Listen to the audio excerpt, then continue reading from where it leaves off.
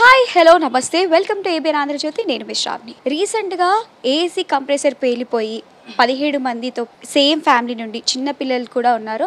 అలాంటి family incident మరొకసారి జరగకుండా ఉండడానికి ఎటువంటి ప్రికాషన్స్ తీసుకోవాలి, అసలు ఏసీ కంప్రెసర్ ఏ విధంగా ఉంటుంది, అది ఏ విధంగా వాడాలనేది ఏసీ ఎక్స్పర్ట్ టెక్నీషియన్స్తో మాట్లాడి మరిన్ని విషయాలు తెలుసుకుందాం.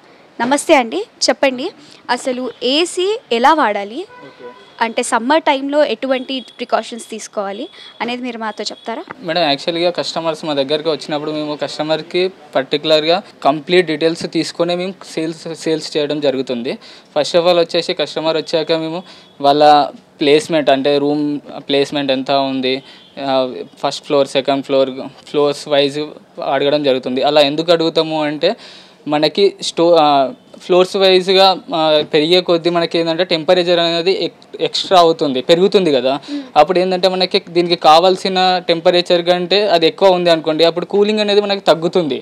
దానివల్ల మేము కస్టమర్స్కి ఏం చెప్తామంటే ఏ ఫ్లోర్లో ఉంటున్నారు, గ్రౌండ్ ఫ్లోర్ లేకుంటే 4th ఫ్లోర్ 5th ఫ్లోర్ ఏదైనా ఉంది అంటే వాళ్ళకి తగ్గట్టుగా వాళ్ళకి సజెషన్స్ ఇవ్వడం జరుగుతుంది. ఫస్ట్ ఆఫ్ ఆల్ వచ్చేసి రూమ్ టెంపరేచర్ 10/12 అలా ఉంది అనుకోండి, 1 ton కూడా మేము వాళ్ళకి ఓకే చేసేస్తాము. ఇన్ కేసు వాళ్ళు 5th ఫ్లోర్ అలా ఉండేసి 10/12 ఉన్నా కానీ మనకి అప్పుడు 1 ton అనేది సరిపోదు. ఎందుకంటే వేడి పెరుగుతుంది, అప్పుడు కూలింగ్ కెపాసిటీ తగ్గుతుంది. దానివల్ల మేము వాళ్ళకి ఏంటంటే టన్ వైజ్గా డిఫరెంట్ చేసేస్తాం, అంటే పెంచేస్తాం 10 ton వైజ్ 1.5 or 2 ton అలా తీసుకోమని వాళ్ళకి సజెషన్స్ ఇస్తాము. అంటే జనరల్గా డేలో ఎన్ని అవర్స్ మనం ఏసీ ఆన్ చేసి ఉండాలి? అది డిపెండ్ అపాన్ కస్టమర్ మేడం. ఎందుకంటే చాలామంది దానిపైన డిపెండ్ అయిన వాళ్ళు ఉంటారు. వాళ్ళు ఏంటంటే మ్యాక్సిమం 12 hours 14 hours అలా యూజ్ చేస్తారు. అలా వద్దు, మిడిల్ క్లాస్ పీపుల్ ఉన్నాము అనుకుంటే మనం 2-3 hours యూజ్ ఆన్ చేసామనుకోండి, తర్వాత ఆఫ్ చేసామనుకోండి, ఆల్మోస్ట్ మనకు 5-6 hours కూడా కూలింగ్ అనేది ఉంటుంది రూమ్లో. అలా కాదు అనుకుంటే మనం కన్వర్టబుల్ వైజ్గా కన్వర్ట్ చేసుకున్నాం అనుకోండి, మళ్ళీ ఇప్పుడు వచ్చేటి అన్ని inverter models, auto cut off ఉంటుంది. ఈ రూమ్లో ఎంత టెంపరేచర్ కావాలో ఎంత కూలింగ్ కావాలో అంత వస్తుంది, ఆటోమేటిక్ కట్ ఆఫ్ అవుతుంది. ఫర్ ఎగ్జాంపుల్ రీసెంట్ ఇన్సిడెంట్ అదే గుల్జర్ హౌస్లో 17 మంది చనిపోయారు. సో అది కంప్రెసర్ పేలిపోయింది, ఏసీ యొక్క కంప్రెసర్ పేలిపోయిందని అంటున్నారు.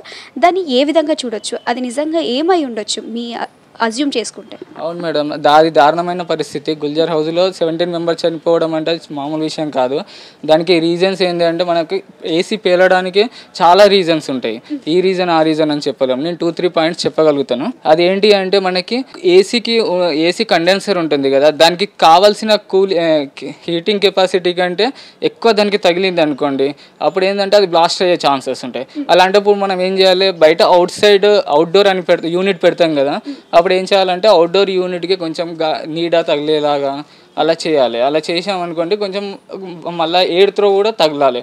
కొంతమంది ఏంటంటే చాలా టైట్గా ఉంటుంది ఇల్లు, అయినా కానీ అది మనకు అవుట్డోర్ అనేది అక్కడే పెడతారు. దానివల్ల దానికి ఏంటంటే ఆ హీటింగ్ అనేది బయటకు వెళ్ళలేక అక్కడే రొటేట్ అవుతుంది మొత్తం. దానివల్ల కూడా కండెన్సర్ అనేది బ్లాస్ట్ అయ్యే ఛాన్సెస్ ఉంటాయి.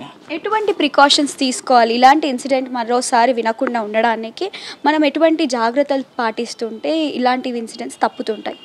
మనకు అలాంటి ప్రాబ్లమ్స్ రావద్దు అంటే మనము ఎవ్రీ ఇయర్ సర్వీస్ చేసుకుంటూ ఉండాలి మేడం.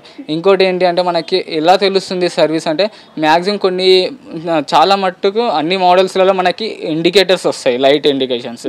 దానివల్ల ఏంటంటే మనకి గ్యాస్ తగ్గడం కానీ కూలింగ్ ప్రాబ్లం కానీ ఏదన్నా దానిలో మెకానికల్గా ఏదైనా ప్రాబ్లం ఉందనుకోండి, మనకు ఆటోమేటిక్గా డిస్ప్లే అవుతుంది.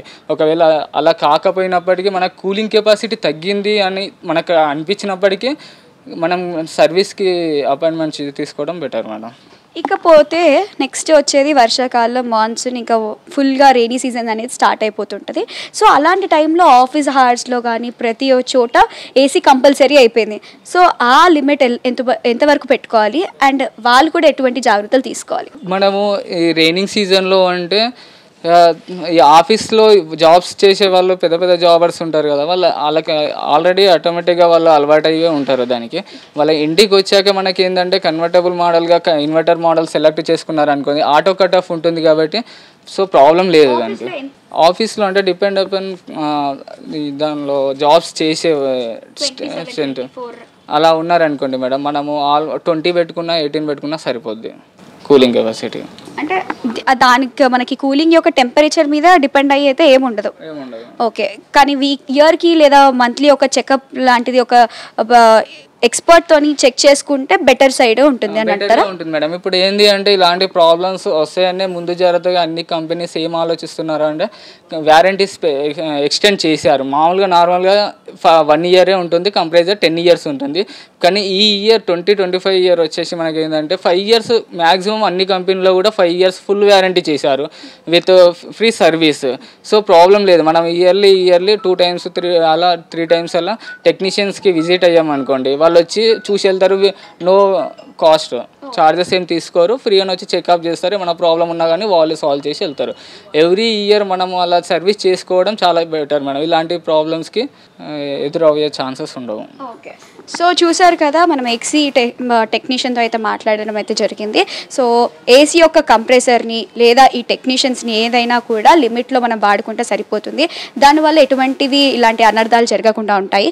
కానీ ఎవ్రీ ఇయర్ ఒకసారి ఫ్రీ సర్వీసెస్ లాంటివి అవైలబుల్గా ఉన్నాయి. అవి సర్వీసెస్కి ఇస్తే మాత్రం ఇటువంటి దారుణాలు జరగకుండా ఉంటాయి. అలాంటివి ఒకవేళ వచ్చినా కూడా మనము టెక్నీషియన్స్తో మాట్లాడుకుంటే సరిపోతుందని అంటున్నారు. వీడియో జర్నలిస్ట్ ఫనీతో శ్రావణి, ఏబిఎన్ ఆంధ్రజ్యోతి.